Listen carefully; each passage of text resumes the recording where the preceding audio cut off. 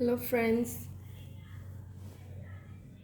today in this video we are going to talk about standard deviation. It is very important measure of dispersion, but उससे पहले जो standard deviation है वो variance के terms में define होता है. So let us first see what is variance. Variance is the average of the square differences from the mean. It is denoted by S square और सिग्मा स्क्वायर. कुछ books में उसको S square से भी denote करते हैं और कुछ बुक्स में उसे सिग्मा स्क्वायर से डिनोट करते हैं. सो हियर मैंने एस स्क्वायर नोटेशन लिया है. S square is equal to summation F I X I minus X bar whole square upon N. तो according to this definition you can see that it is the average of the squared differences from the mean. यहाँ पर n है summation F आई. इसकी दूसरी formula भी है जो use होती है. S square is equal to summation F I X I square upon N minus X bar square. मैं यहाँ पर I will use the second formula for the variance to solve the examples. अब ये जो variance की value मिलती है उसका अगर आप पॉजिटिव स्क्वायर रूट लेते हो तो वो होगा standard deviation and it is denoted by sigma. Okay, अब ये फॉर्मूला मैंने जो दी है जिसमें हमने एफ आई यूज़ किया है यानी कि आपको फ्रीक्वेंसी दी है. अगर रो डेटा है यानी अलग अलग ऑब्जर्वेशंस आपको दिए हैं, अनग्रुप्ड डेटा है, तो उसमें फ्रीक्वेंसी क्या हो जाएगी, हर एक ऑब्जर्वेशन की फ्रीक्वेंसी हो जाएगी 1. ओके, तो उस केस में ये फार्मूला हो जाएगा S square is equal to summation X I minus X bar square upon N. Okay, और दूसरे केस में वो होगा S square is equal to summation X I square upon N minus X bar square. Okay, तो आपको सिर्फ एक ही formula याद रखनी है, दूसरी फार्मूला आपको इजीली याद रह जाएगी. सो अब स्टैंडर्ड डेविएशन हमें कंपैरिजन करने में कैसे हेल्पफुल होता है वो बात करते हैं. आगे हमने जितने भी मेजर्स ऑफ डिस्पर्जन देखे उसमें हमें कोई ना कोई ड्रॉबैक मिल रहा है, but standard deviation is the most important concept as per as the analysis of the data is concern. Okay, so sigma यानी कि जो स्टैंडर्ड डेविएशन है उसकी वैल्यू कैसे मिलने से आपको पता चलता है कि किस सीरीज ऑफ डेटा में डिस्पर्जन ज़्यादा है किस में कम है. So for homogeneous set of data यानी कि ऐसे ऑब्जर्वेशंस जो एक दूसरे के काफ़ी करीब है ना, जैसे कि 11, 12, 13, 14, 15 एक्सेट्रा, ये जो डेटा है तो ये जो डेटा है वो है होमोजीनियस डेटा. ओके, और मोर यूनिफॉर्म डेटा. तो ऐसे डेटा में सिग्मा की वैल्यू, स्टैंडर्ड डेविएशन की वैल्यू स्मॉल आएगी, छोटी आएगी as compare to the heterogeneous set of data. Heterogeneous में कैसा होगा, 3, 6, 10, 12, 15 ऐसे नंबर्स होंगे जो एक दूसरे से ज़्यादा दूर है ना, जो ज़्यादा स्प्रेड हुआ है डेटा. ऐसे डेटा के लिए स्टैंडर्ड डेविएशन की वैल्यू लार्ज होगी. So in this way, standard deviation is useful for the comparative study for 2 or more groups. Now let's see by example. Okay, so in this example I have taken row data और row data में यहाँ पर हमें standard deviation find करना है. Standard deviation के लिए short form SD है, ये काफ़ी बुक्स में भी यूज़ किया हुआ है, so you can use that. सो यहाँ पे हमारे जो ऑब्जर्वेशंस है वो है एक्स आई. ये रो डेटा है, तो अभी हमने जो बात की तो वेरिएंस जो एस स्क्वायर है वो है वेरिएंस. उसकी फॉर्मूला होगी S square is equal to summation X I square upon N minus X bar square. यहाँ मैंने already X I square count कर लिया है. सो ये है 13650. एन जो भी टोटल है एक्स आई का, sorry, N is equal to 6 और एक्स बार हमें पता है कैसे फाइंड करना है, summation X I upon N, it is 45. तो यहाँ पे ये 45 स्क्वायर, अगर इसको कैलकुलेट करेंगे तो ये नंबर आएगा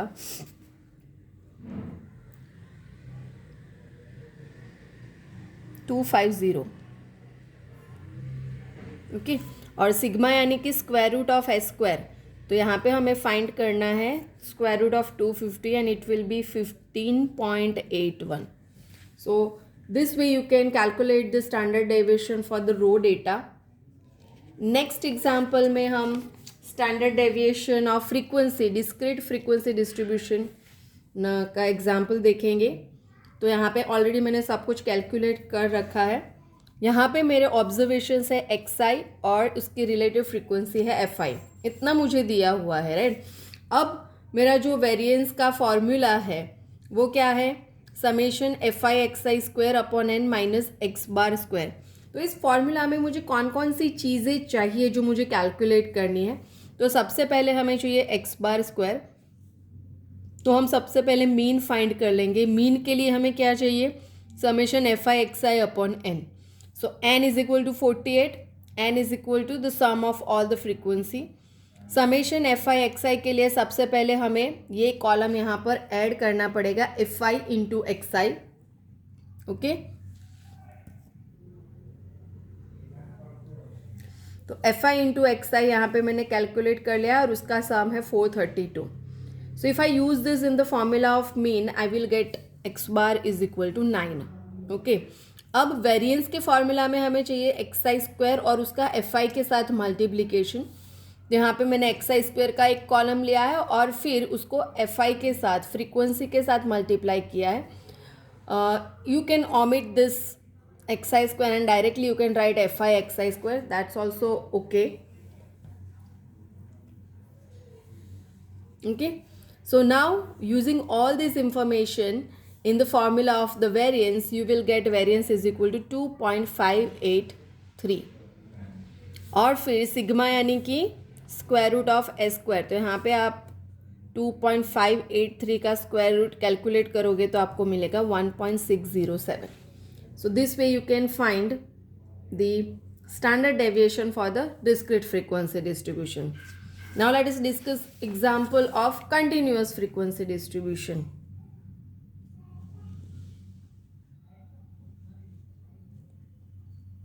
ओके, सो यहाँ पे मुझे सिर्फ इतना दिया है क्लास एंड उसके रिलेटेड जो फ्रीक्वेंसीज है वो. तो फ्रीक्वेंसी का टोटल आता है 40. So n is equal to 40. अब अगेन मुझे फॉर्मूला में चाहिए xi. अब हमें पता है कि कंटिन्यूअस फ्रीक्वेंसी डिस्ट्रीब्यूशन में xi क्या है, mid point of the intervals, right. तो 15 to 20, 15 plus 20 divided by 2 is 17.5 and so on. और फिर fi xi स्क्वायर कैलकुलेट कर लिया, उसका टोटल इतना है. मीन आपको पता है कैसे फाइंड करने हैं. Again mean is equal to summation fi into xi divided by summation fi. Okay, तो मीन 27.5 मिलेगी आपको. और जो एस स्क्वायर है आपको, ये सब वैल्यूज़ यहाँ पे सब्स्टिट्यूट करने के बाद आपको वेरिएंस मिलेगा 51.25.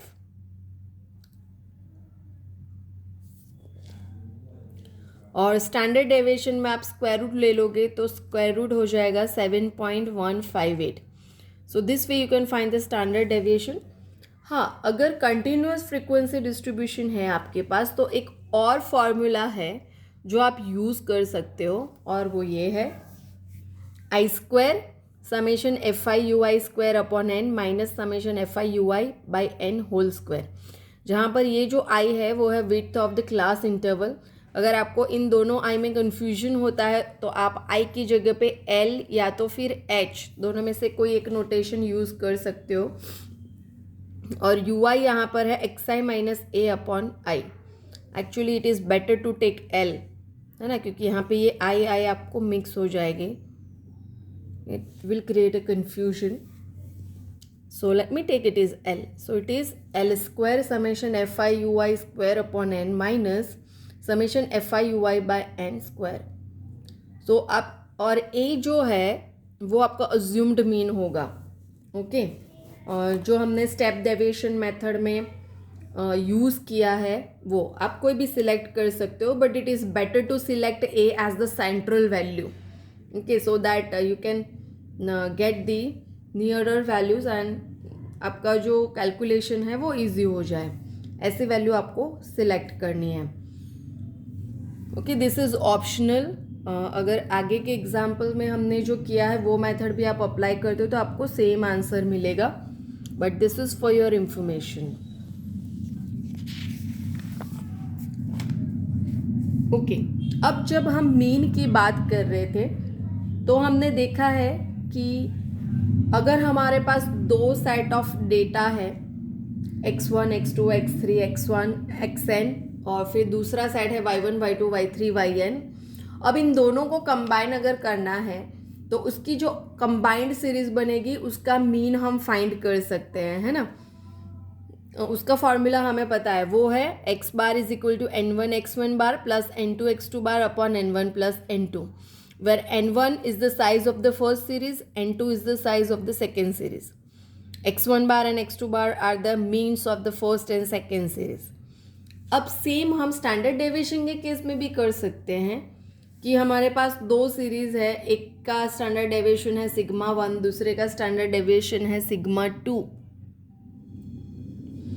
तो उसका कंबाइंड स्टैंडर्ड डेविएशन हम फाइंड कर सकते हैं। तो उसका ये फॉर्मूला है।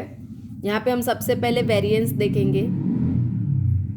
वेरिएंस इसका है n1 into sigma 1 square plus d1 square plus n2 sigma 2 square plus d2 square upon n1 plus n2, where d1 is the difference between x1 bar and x bar, d2 is the difference between x2 bar and x bar. Okay, इस formula को हम generalise भी कर सकते हैं कि अगर हमारे पास तीसरी सीरीज है तो हम यहाँ पे क्या लिखेंगे, n3 sigma 2 square plus d3 square, sigma 3 is the standard deviation of the third series, n3 is the size of the third series and d3 is equal to x3 bar minus x bar. Okay, ये variance है और ये जो भी answer आएगा अगर उसका आप स्क्वायर रूट ले लोगे तो आपको कंबाइंड स्टैंडर्ड डेविएशन मिल जाएगा। ओके, इसका एक एग्जांपल ले लेते हैं simple. The means of two samples of sizes 50 and 100 are 54.1 and 50.3, यानी कि हमारे पास दो सीरीज है, एक की साइज है 50, दूसरी की साइज है 100। ओके, अब उसका मीन है रिस्पेक्टिवली 54.1 एंड 50.3 और उनके स्टैंडर्ड डेविएशन है sigma 1 is 8 and sigma 2 is 7। Obtain the standard deviation of the sample of size 150, यानी कि n जो है आपका n1 प्लस n2 वो है 150। इट इज़ क्लियर बिकॉज ये 50 प्लस 100 करेंगे तो भी 150 मिलेगा। तो ये जो कंबाइंड सीरीज है उसका स्टैंडर्ड डेविएशन हमें यहाँ पर फाइंड करना है। ओके, सो हम अभी जो फॉर्मूला लिखा है वो यूज़ करेंगे। सबसे पहले हम वेरिएंस फाइंड कर लेते हैं। ओके, तो वेरिएंस क्या होगा, सो n1 क्या है, सबसे पहले मैं यहाँ पे इस फॉर्मूला में सब कुछ सब्स्टिट्यूट कर रही हूँ।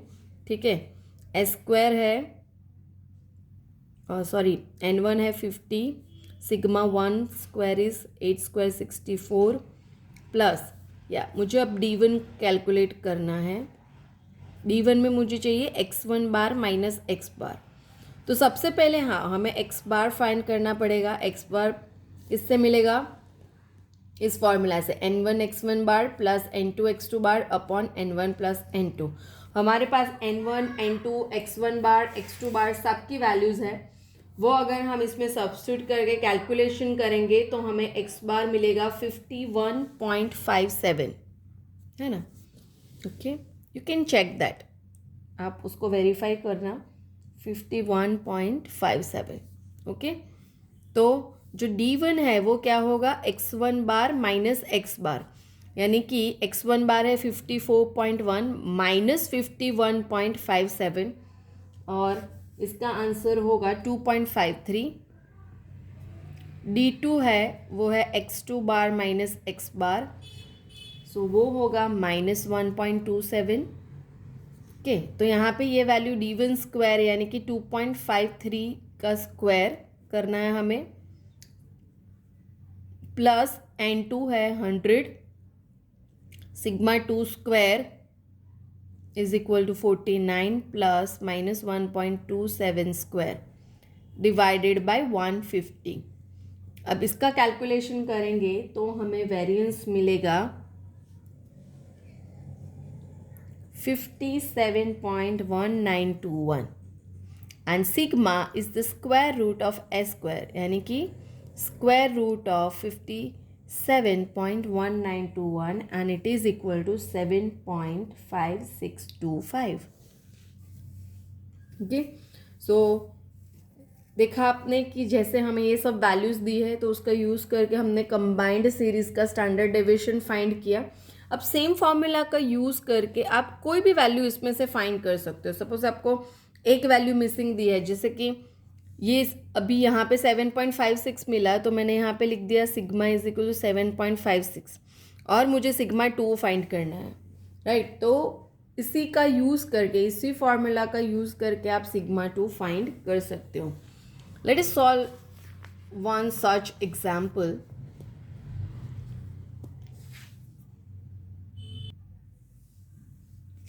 Suppose we have a group containing 100 observations and the arithmetic mean is equal to 8 and the standard deviation sigma is equal to square root 10.5.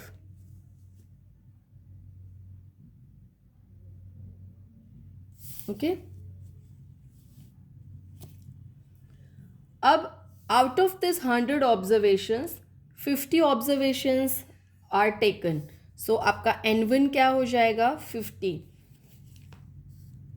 And the mean and the standard deviation for this are 10 and 2, यानी कि x1 बार आपका 10 है और sigma 1 है 2. Calculate values of the mean and standard deviation for the other half, है ना. कितने बाकी बचे, 100 में से हमने 50 ले लिए, तो बाकी हाफ यानी कि 100 minus 50 is equal to 50. Okay, तो हमारे पास बाकी 50 ऑब्जर्वेशंस है, उसके लिए हमें x2 बार फाइंड करना है एंड सिग्मा 2 फाइंड करना है. तो अगेन हम यहाँ पर combined mean and combined standard deviation का यूज़ करेंगे. ओके, तो सबसे पहले मीन फाइंड कर लेते हैं.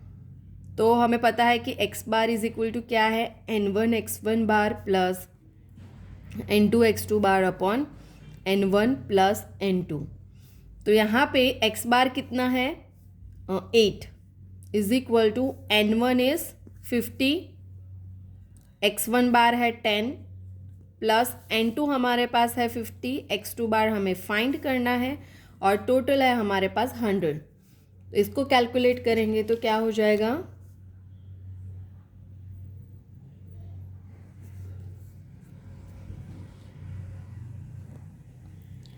800 is equal to 500 plus 50 x2 bar. Okay, 800 minus 500 हो जाएगा 300 and divided by 50 is equal to x2 bar. तो x2 बार की वैल्यू कितनी आएगी 6. Okay, so x2 bar is equal to 6.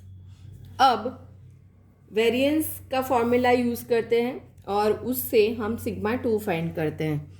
तो सबसे पहले तो d1 कैलकुलेट कर लेते हैं. d1 is x1 bar minus x bar. So x1 कितना है हमारे पास 10, x बार कितना है 8, so 10 minus 8 is 2. d2 is equal to x2 bar 6 minus x bar is 10, so it is minus 4. Okay,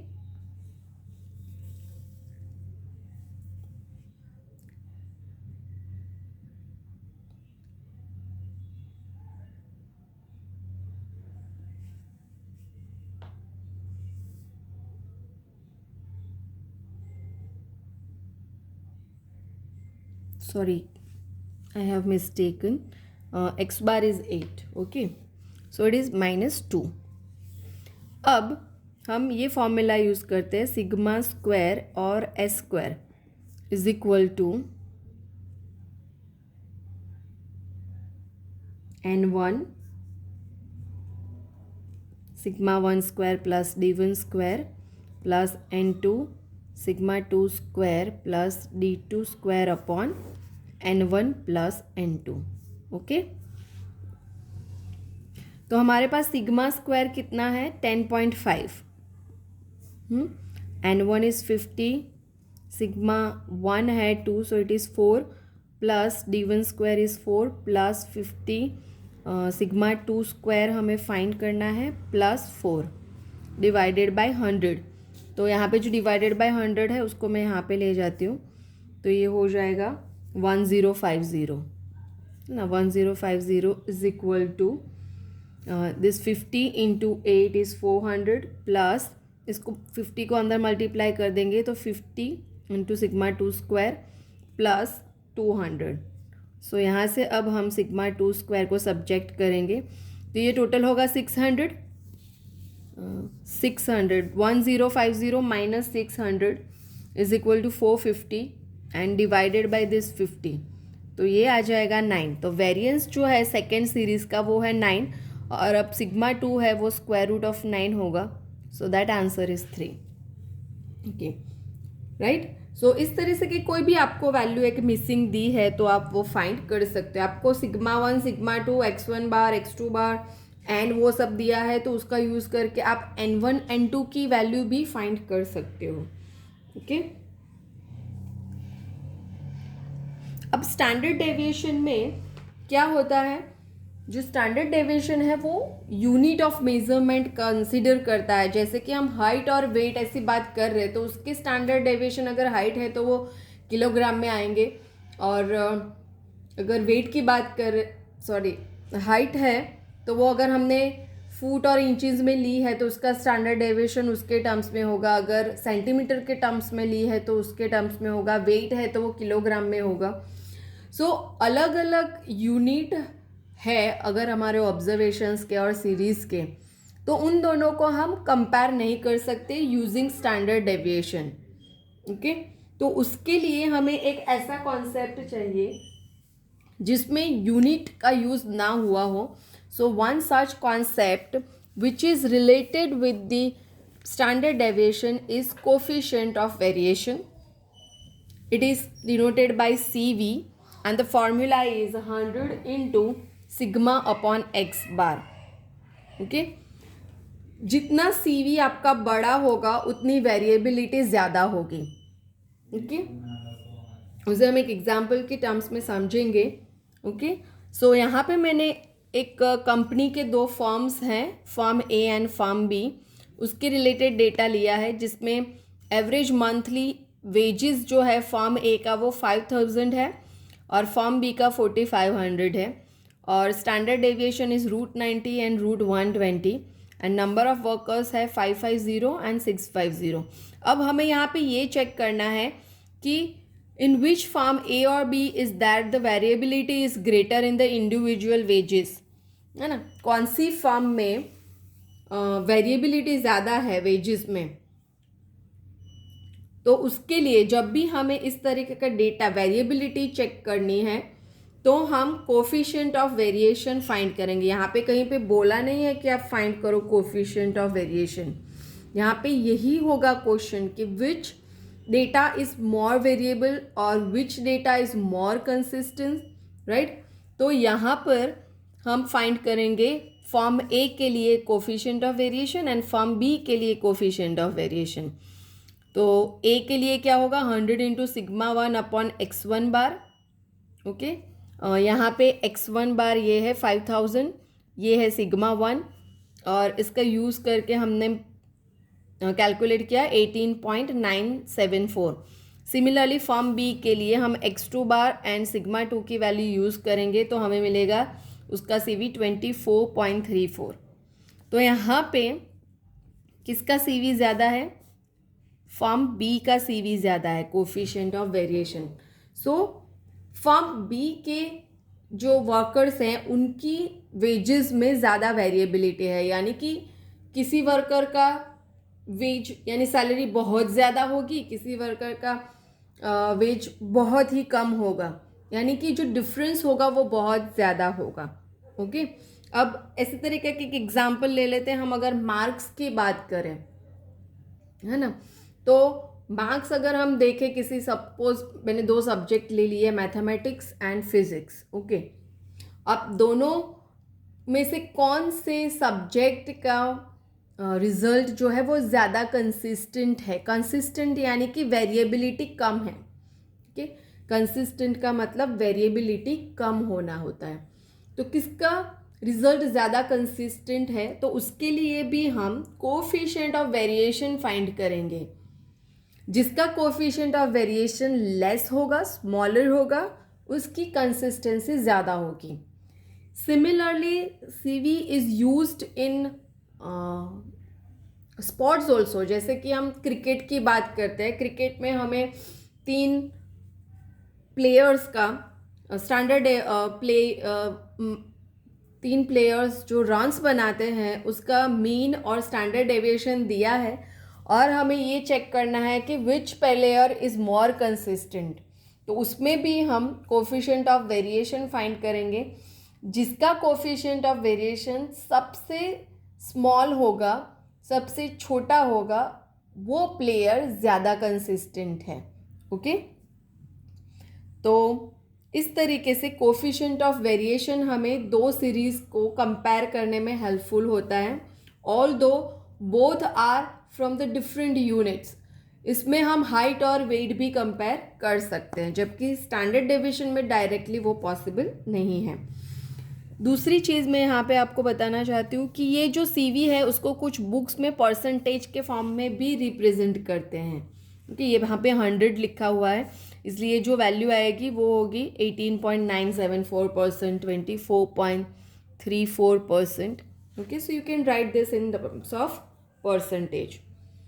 So with this we are completed with the standard deviation and its related coefficient, and this was the last topic for the measure of dispersion also. Okay, so in next video we will see the moments of the data. Okay, so till then, goodbye, see you, and don't forget to like the video. Thank you.